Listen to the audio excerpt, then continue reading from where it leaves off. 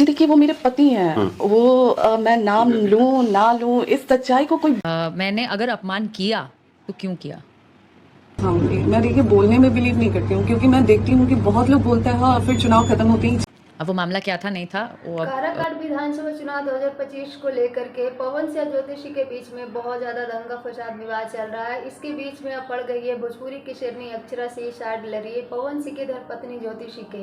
नमस्कार दोस्तों, Radhe Radhe. I hope आप से लगत होंगे, मस्त होंगे, स्वस्थ होंगे। अगर चैनल पर नया है तो चैनल सब्सक्राइब करके प्यारा सा लाइक में जरूर करें।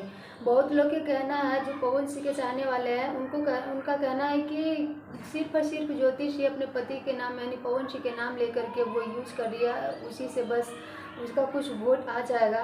तो इसी पे अक्षरा सिंह का कहना है कि एक औरत अगर मेहनत करके वो आगे बढ़ रही है तो दुनिया के हर एक मर्द उसे पीछे खींचने में लग जाता है, चाहे वो कोई भी इंडस्ट्री हो या फिर देखा जाए तो पूरी दुनिया में ही ये बात होता है।